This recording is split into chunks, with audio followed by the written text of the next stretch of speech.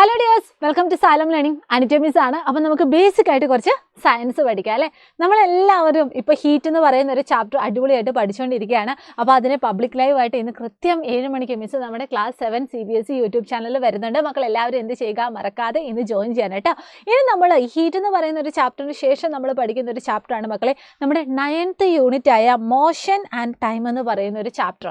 അതിനകത്ത് നമ്മൾ എന്താണ് ശരിക്കും മോഷൻ എന്ന ആ ഒരു കോൺസെപ്റ്റ് കൊണ്ട് ഉദ്ദേശിക്കുന്നത്, അതുപോലെ തന്നെ what are the different type of motion, അതുപോലെ തന്നെ മെഷർമെൻറ്റ് ഓഫ് ടൈം, അതിൻ്റെ യൂണിറ്റ്സ് ഒക്കെ നമ്മൾ ഡീറ്റെയിൽ ആയിട്ട് ഈ ഒരു പാഠഭാഗത്ത് നമ്മൾ ഡിസ്കസ് ചെയ്യുന്നുണ്ട്. അപ്പോൾ ഏറ്റവും ആദ്യം എന്താണ് ഈ പറയുന്ന മോഷൻ എന്ന് പറയുന്ന ഐഡിയ കൊണ്ട് ഉദ്ദേശിക്കുന്നത് എന്ന് നമുക്ക് ഏറ്റവും ആദ്യം അറിയണം. ഇപ്പോൾ സിമ്പിളായിട്ട് നോക്കുവാണെങ്കിൽ, ഇപ്പം നിങ്ങൾ മിസ്സിനെ കാണുന്ന സമയത്ത് മിസ് എന്താണ് ഇപ്പോൾ സ്റ്റാച്ചു പോലെ നിൽക്കുകയെന്ന് വിചാരിക്കുക. അതായത് മിസ് ഏത് സ്റ്റേറ്റിലാണ്, മിസ് സ്റ്റേറ്റ് ഓഫ് റെസ്റ്റ് ആണ് എന്നും മക്കൾക്ക് പറയാൻ വേണ്ടി പറ്റും. പക്ഷേ അതേസമയം മിസ് ഇതാ അങ്ങോട്ടേക്കോ അല്ലെങ്കിൽ ഇങ്ങോട്ടേക്കോ മിസ്സിൻ്റെ ആദ്യം ഉണ്ടായിരുന്ന പൊസിഷൻ ചേഞ്ച് ചെയ്താൽ ആ സമയം മിസ് സ്റ്റേറ്റ് ഓഫ് റെസ്റ്റിലാണ് എന്ന് നമുക്ക് പറയാൻ വേണ്ടി പറ്റില്ല. നേരെ മറിച്ച് സ്റ്റേറ്റ് ഓഫ് മോഷനിലാണ് എന്ന് നമുക്ക് പറയാൻ വേണ്ടി പറ്റും. അതുപോലെ തന്നെ നമുക്ക് ഈ പറയുന്ന ഈ മോഷൻ എന്ന് പറയുന്ന ഒരു ഐഡിയ കുറച്ചും കൂടി ഡീറ്റെയിൽ ആയിട്ട് മനസ്സിലാക്കുന്നതിന് വേണ്ടി നിങ്ങളിതാ ഇവിടെ ഒരു കുട്ടീനെ കാണുന്നുണ്ട്. ഈ കുട്ടിയുടെ ആദ്യത്തെ പൊസിഷൻ എ ആണ് എന്ന് മക്കൾ വിചാരിക്കുക. പിന്നീട് ആ കുട്ടി ഇതാ ഇങ്ങോട്ടേക്ക് ഈ ഒരു ഡയറക്ഷനിൽ മൂവ് ചെയ്തിട്ട് ഈ ഒരു പൊസിഷനിൽ എത്തി എന്ന് മക്കൾ വിചാരിക്കുക. അപ്പോൾ നമ്മുടെ കുട്ടി ഇതാണ്ട് ഈ ഒരു പൊസിഷനിലാണ് ഇപ്പോൾ നിൽക്കുന്നത് എന്ന് മക്കൾ വിചാരിക്കുക. ഇനി നിങ്ങൾ ആ ഒരു പൊസിഷൻ ചേഞ്ച് ചെയ്യുമ്പോൾ വേറെ എന്തിനെങ്കിലും അവിടെ ഒരു ചേഞ്ച് ഉണ്ടാവുമോ? ഒന്ന് ആലോചിച്ച് നോക്കിയാൽ അറിയാം. നമ്മുടെ എ എന്ന് പറയുന്ന പൊസിഷനിൽ നിൽക്കുന്ന ആ ഒരു കുട്ടി ആ ഒരു പൊസിഷനിൽ നിന്നിരുന്ന ആ ഒരു ടൈം ആയിരിക്കത്തില്ല നമ്മുടെ ബി എന്ന് പറയുന്ന ആ ഒരു പൊസിഷനിലേക്ക് വരുമ്പം. അതായത് അവിടെ ടൈം ഓട്ടോമാറ്റിക്കലി അവിടെ ചേഞ്ച് ചെയ്യും. അതുപോലെ തന്നെ ആ ഒരു കുട്ടിയുടെ ആ ഒരു സറൗണ്ടിങ്സിലുള്ള കാര്യങ്ങളൊന്നും ആയിരിക്കത്തില്ല നമ്മുടെ ആ കുട്ടി ബി എന്ന് പറയുന്ന ആ ഒരു പൊസിഷനിലേക്ക് എത്തുമ്പോൾ. അപ്പോൾ അതിൻ്റെ അർത്ഥം എന്താണ്? ഈ പൊസിഷൻ ചേഞ്ച് എന്ന് പറയുന്നത് മാത്രമായിട്ട് നമുക്ക് ഈ പറയുന്ന മൂവ്മെൻറ്റിനെ അല്ലെങ്കിൽ മോഷൻ എന്ന ഒരു ഐഡിയ നമുക്ക് മനസ്സിലാക്കാൻ വേണ്ടി പറ്റില്ല. നേരെ മറിച്ച് the change in position of an object with respect to its surrounding in a given intervals of time. അതായത് ഇവിടെ നമ്മൾ പൊസിഷൻ ചേഞ്ച് എന്നുകൊണ്ട് മാത്രം നമുക്ക് എന്താണ് ഇത് പറയാൻ വേണ്ടി പറ്റില്ല. നേരെ മറിച്ച് സറൗണ്ടിങ്സുമായിട്ട് റിലേറ്റ് ചെയ്തിട്ടും ടൈമുമായിട്ട് റിലേറ്റ് ചെയ്തിട്ടും ഉണ്ടാവുന്ന പൊസിഷൻ ചേഞ്ച് ആണ് നമ്മുടെ മോഷൻ എന്ന് മക്കൾ എന്ത് ചെയ്യുക, നിങ്ങൾ പഠിച്ചു വെക്കുക. അപ്പോൾ എന്താണ് മക്കളെ മോഷൻ എന്ന് പറഞ്ഞാൽ? Motion is a change in position of an object with respect to surrounding in a given intervals of time. ഇനി നമ്മൾ ഈ പറയുന്ന മൂവ്മെൻറ്റ് അല്ലെങ്കിൽ മോഷൻ എന്നതിനെ പറ്റിയൊക്കെ ഒരു ഐഡിയ കിട്ടി. അപ്പം നമുക്ക് ഓട്ടോമാറ്റിക്കലി നമ്മുടെ മനസ്സിലേക്ക് ആദ്യം വരുന്നത് എന്താണ്? ഒരു സ്ട്രെയിറ്റ് ആയിട്ടുള്ള ഒരു റോഡിലൂടെ 2 വാഹനങ്ങൾ ഇങ്ങനെ നല്ല സ്പീഡിൽ അല്ലെങ്കിൽ ഭയങ്കര സ്ലോയിൽ അല്ലെങ്കിൽ ഭയങ്കര ഫാസ്റ്റിൽ ഇങ്ങനെ ട്രാവൽ ചെയ്യുന്നു. അപ്പം നമുക്ക് ഓട്ടോമാറ്റിക്കലി തോന്നും, എങ്ങനെയാണ് ഈ ഒരു വാഹനം മറ്റേ വാഹനത്തേക്കാൾ കുറച്ചും കൂടി ഫാസ്റ്റായിട്ട് സഞ്ചരിച്ചത്, അല്ലെങ്കിൽ എന്തുകൊണ്ടാണ് ഈ വാഹനം മറ്റേ വാഹനത്തിനേക്കാൾ കുറച്ചും കൂടി സ്ലോ ആയത്, എങ്ങനെയാണ് ഈ പറയുന്ന സ്ലോ അല്ലെങ്കിൽ ഫാസ്റ്റ് എന്ന് പറയുന്ന ഒരു ഐഡിയ അതിൻ്റെ സ്പീഡുമായിട്ട് കണക്ട് ചെയ്യുന്നത്. അങ്ങനെ കുറച്ച് ക്വസ്റ്റ്യൻസ് നമ്മുടെ മനസ്സിലേക്ക് ഓട്ടോമാറ്റിക്കലി വരും. അപ്പോൾ അത് നമുക്ക് എന്ത് ചെയ്യണം? ഈസി ആയിട്ട് നമുക്ക് മനസ്സിലാക്കണം. അപ്പോൾ അതിനുവേണ്ടി നമ്മൾ ഏറ്റവും ആദ്യം പഠിക്കാൻ പോകുന്നത് എന്താണ് സ്ലോ അല്ലെങ്കിൽ എന്താണ് ഫാസ്റ്റ് എന്ന് പറയുന്ന ഒരു കോൺസെപ്റ്റാണ്. അപ്പോൾ അത് നിങ്ങൾക്ക് മനസ്സിലാക്കുന്നതിന് വേണ്ടി ഇവിടെ നിങ്ങൾക്കൊരു 2 വാഹനം നിങ്ങൾക്ക് ഇവിടെ കാണാൻ വേണ്ടി പറ്റുന്നുണ്ട് അല്ലേ. 2 കാറുണ്ട്. അപ്പോൾ അതിൽ ഫസ്റ്റ് കാറിന് മിസ് എ എന്ന് കൊടുത്തു, സെക്കൻഡ് കാറിന് ബി എന്ന് കൊടുത്തു. എന്നിട്ട് ഇവിടെ മിസ് ഒരു ടൈം ലിമിറ്റ് വെച്ചിട്ടുണ്ട്, അതായത് 10 മിനിറ്റ്. ഓക്കെ, ഈ 10 മിനിറ്റ് ഇതാണ് നമ്മുടെ ഗിവൺ ടൈം ഇൻ്റർവെൽ എന്ന് പറയുന്നത്. ഈ 10 മിനിറ്റ് കൊണ്ട് നമ്മുടെ എ എന്ന് പറയുന്ന കാറ് ഏകദേശം ഒരു 5 കിലോമീറ്റർ ഓടി എന്ന് വിചാരിക്കാം. അതേസമയം നമ്മുടെ ബി എന്ന് പറയുന്ന കാറ് ഏകദേശം ഒരു 6 കിലോമീറ്റർ ഓടി എന്ന് വിചാരിക്കാം. അങ്ങനെയാണെങ്കിൽ ഈ കൊടുത്തിരിക്കുന്ന എ ആണോ ബി ആണോ, ഏത് കാറായിരിക്കും കുറച്ച് സ്ലോ ആയിട്ട് സഞ്ചരിച്ചത് എന്ന് ചോദിച്ചാൽ നമ്മൾ എന്താ ആൻസർ പറയാം? നമ്മുടെ 5 കിലോമീറ്റർ ദൂരം ഓടിയ നമ്മുടെ എ എന്ന് പറയുന്ന കാറാണ് ഭയങ്കര സ്ലോ ആയിട്ട് സഞ്ചരിച്ചത് ബൈ കമ്പയറിങ് വിത്ത് നമ്മുടെ ബി എന്ന് പറയുന്ന കാർ. കാരണം ബി എന്ന് പറയുന്ന കാർ എന്താണ്, നമ്മുടെ 10 മിനിറ്റിനുള്ളിൽ അത് 6 കിലോമീറ്റർ ദൂരം സഞ്ചരിച്ചു. പക്ഷേ എ എന്ന് പറയുന്നത് എന്താണ്, 10 കിലോമീറ്ററിനുള്ളിൽ അത് 5 കിലോമീറ്ററേ സഞ്ചരിച്ചിട്ടുള്ളൂ. അത് ഭയങ്കര സ്ലോ ആയിട്ടാണ് പോകുന്നത്. അപ്പോൾ ഈ 2 വാഹനം തന്നിട്ട് അതിലേതാണ് സ്ലോ അല്ലെങ്കിൽ ഏതാണ് ഫാസ്റ്റ് എന്ന് നമുക്ക് ഐഡൻറ്റിഫൈ ചെയ്യണമെങ്കിൽ നമ്മൾ അത് സഞ്ചരിച്ച ആ ഒരു ഡിസ്റ്റൻസും അതിനെടുത്തിരിക്കുന്ന ടൈമുമായിട്ടൊക്കെ ഒന്ന് റിലേറ്റ് ചെയ്ത് നോക്കിയാൽ മതി. അപ്പോൾ അത് നമുക്ക് ഈസി ആയിട്ട് കമ്പയർ ചെയ്യണമെങ്കിൽ നമ്മൾ എന്താണ് യൂസ് ചെയ്യുന്നത്? ഈ രണ്ട് വാഹനങ്ങളും അല്ലെങ്കിൽ നമ്മൾ എടുത്തിരിക്കുന്ന രണ്ട് ഒബ്ജക്റ്റും സ്ട്രെയിറ്റ് ലൈനിലാണ് മൂവ് ചെയ്യുന്നതെങ്കിൽ നമുക്ക് ഈസി ആയിട്ട് അത് കമ്പയർ ചെയ്യാനും പറ്റും. അപ്പോൾ if vehicle are moving on a road in the same direction we can easily tell which one of them is moving faster than the other. ഏതാണ് അല്ലെങ്കിൽ ഏത് വാഹനമാണ് മറ്റേ വാഹനത്തേക്കാൾ കുറച്ചും കൂടി ഫാസ്റ്റായിട്ട് സഞ്ചരിക്കുന്നത് അല്ലെങ്കിൽ കുറച്ചും കൂടി സ്ലോ ആയിട്ട് സഞ്ചരിക്കുന്നത് എന്ന് നമുക്ക് ഈസി ആയിട്ട് മനസ്സിലാക്കണമെങ്കിൽ ഈ രണ്ട് വാഹനങ്ങളും സ്ട്രെയിറ്റ് ലൈനിൽ മൂവ് ചെയ്താൽ മാത്രം മതി. അപ്പം ഈ പറയുന്ന സ്ലോ എന്താണ്, ഈ പറയുന്ന ഫാസ്റ്റ് എന്താണ് എന്നതിൻ്റെ ഒരു ഐഡിയ കിട്ടി. ഇനി അതെങ്ങനെയാണ് നമ്മുടെ സ്പീഡുമായിട്ട് റിലേറ്റ് ചെയ്യുന്നത് എന്നും കൂടി എന്ത് ചെയ്യണം, നമുക്ക് ചെക്ക് ചെയ്യണം. അപ്പോൾ അതിനുവേണ്ടി നമുക്ക് ഈ പറയുന്ന ഫാസ്റ്റ് എന്നാൽ എന്താണ് എന്ന് ഒന്നും കൂടി ഒന്ന് നോക്കാം. അപ്പോൾ നേരത്തെ നമ്മൾ എടുത്തായിരുന്നില്ലേ, എ എന്ന് പറയുന്നൊരു കാറുണ്ട്, ബി എന്ന് പറയുന്നൊരു കാറുണ്ട്. രണ്ടിനും നമ്മൾ എടുത്ത ടൈം എന്ന് പറയുന്നത് 10 മിനിറ്റ് ആണ്. എ എന്ന് പറയുന്ന കാർ ഇതാണ്ട് ഒരു 5 കിലോമീറ്റർ അല്ലേടാ? യെസ്, 5 കിലോമീറ്റർ ദൂരം സഞ്ചരിച്ചു. ബി എന്ന് പറയുന്ന കാർ ഇതാ 6 കിലോമീറ്റർ ദൂരം സഞ്ചരിച്ചു. ഇനി നേരത്തെ മിസ് പറഞ്ഞു നമ്മുടെ എ എന്ന് പറയുന്ന കാറാണ് ഇവിടെ സ്ലോ ആയിട്ട് സഞ്ചരിച്ചത്. കാരണം എന്താണ്, തന്നിരിക്കുന്ന ടൈമിൽ അല്ലെങ്കിൽ 10 മിനിറ്റിൽ കുറഞ്ഞ ദൂരം സഞ്ചരിച്ചത് ആരാണോ അവരാണ് നമ്മൾ സ്ലോ ആയിട്ട് നമ്മൾ കൺസിഡർ ചെയ്തത്.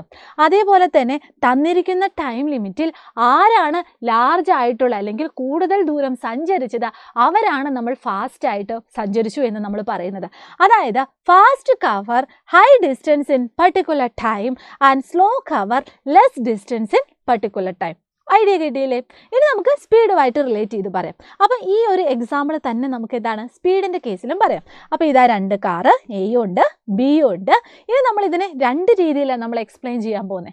ആദ്യം നമ്മൾ എന്താ ചെയ്യാൻ പോകുന്നതെന്ന് വെച്ചാൽ നമ്മളുടെ ആ ഒരു ഗിവൺ ടൈം ഇൻ്റർവെൽ നമ്മൾ ഫിക്സ് ആക്കി വെക്കുക.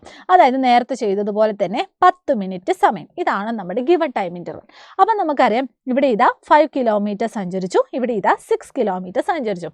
അപ്പം ഇതിൽ ആരായിരിക്കും നല്ല സ്പീഡിൽ സഞ്ചരിച്ചിട്ടുണ്ടാവുക? എ ആണോ ബി ആണോ? ആരായിരിക്കും നല്ല സ്പീഡിൽ സഞ്ചരിച്ചിട്ടുണ്ടാവുക? യെസ്, ബി ആയിരിക്കും നല്ല സ്പീഡിൽ സഞ്ചരിച്ചിട്ടുണ്ടാവുക. കാരണം ബി ആണ് നല്ല ഫാസ്റ്റിൽ സഞ്ചരിച്ചത് എന്ന് നമുക്ക് പറയാൻ പറ്റും. വേറൊരു രീതിയിൽ നമുക്ക് എങ്ങനെ പറയാൻ വേണ്ടി പറ്റും?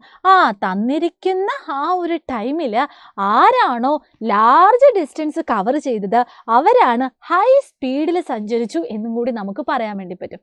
ഇനി അതേസമയം നമ്മൾ നേരെ തിരിച്ചിട്ടും, അതായത് ഇവിടെ ഇപ്പം നമ്മൾ പറഞ്ഞത് ഗിവൺ ടൈമിൽ ആരാണോ ലാർജ് ഡിസ്റ്റൻസ്, അപ്പം നമുക്ക് പറയാൻ വേണ്ടി പറ്റും higher speed indicate that large distance covered in a given time. അതാണ് മിസ് ഇപ്പം പറഞ്ഞത്. ഇനി നമ്മൾ നേരെ നമ്മുടെ ഈ പറയുന്ന ഐഡിയ ഒന്ന് നമ്മൾ തിരിച്ചിടുക. അതായത് നമ്മൾ ഇപ്പം കൊടുത്തിരിക്കുന്നത് ഏതാണ്, നമ്മുടെ ടൈം ഇൻ്റർവെല്ലിൽ നമ്മൾ ഫിക്സ് ആക്കി കൊടുത്തു. ഇനി നമ്മൾ എന്താ ചെയ്യാൻ പോകുന്നതെന്ന് വെച്ചാൽ നമുക്ക് സഞ്ചരിക്കേണ്ട ഡിസ്റ്റൻസ് നമ്മൾ എന്താണ് ഫിക്സ് ആക്കി കൊടുത്തു. അതായത് നമുക്കൊരു 5 കിലോമീറ്റർ ദൂരം ഈ രണ്ട് വാഹനം സഞ്ചരിക്കണം.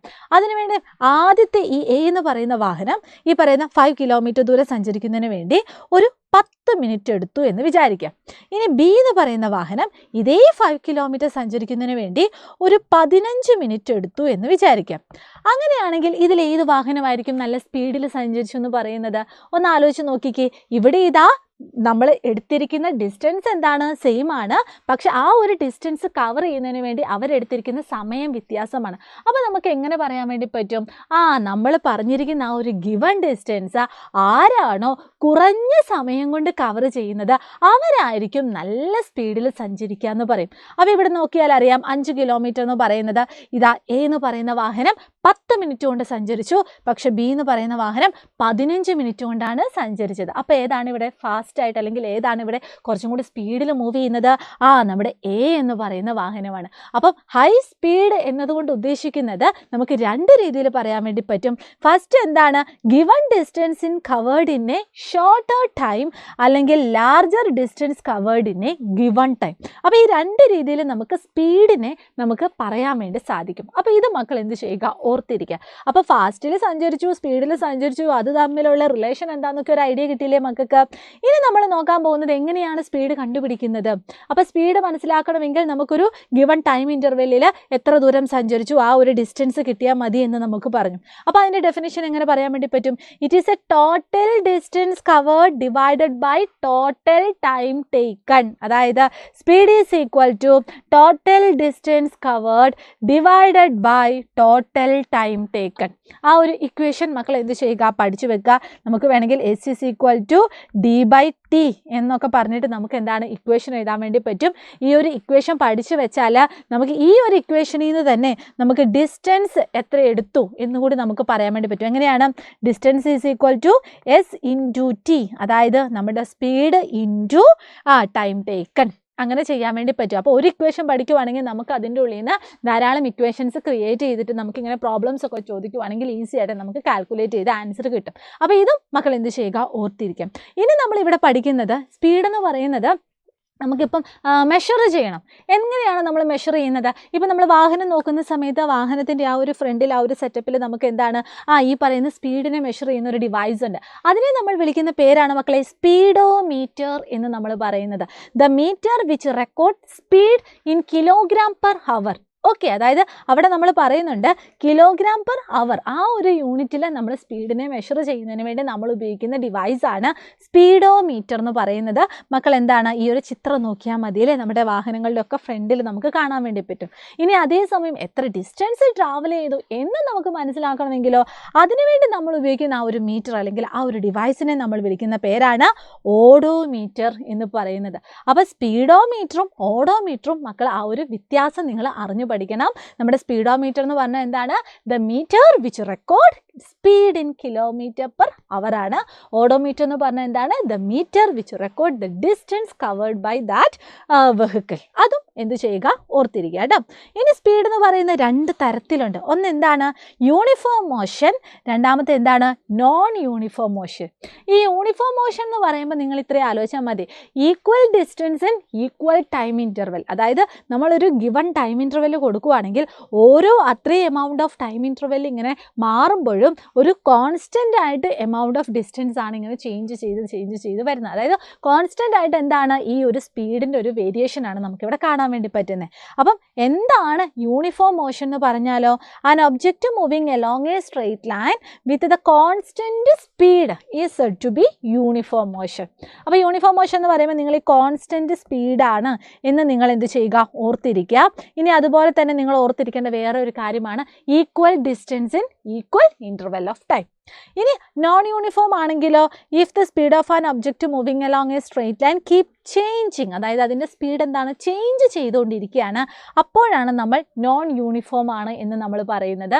അപ്പം നോൺ യൂണിഫോം ആവുന്ന ആ ഒരു സിറ്റുവേഷനിലൊക്കെ നമ്മൾ സ്പീഡ് അളക്കുന്നത് എങ്ങനെയാണ്? ആവറേജ് സ്പീഡായിട്ടാണ് നമ്മൾ എന്ത് ചെയ്യുന്നത്? അളക്കുന്നത്. ഓക്കെ, അതും മക്കൾ എന്ത് ചെയ്യുക?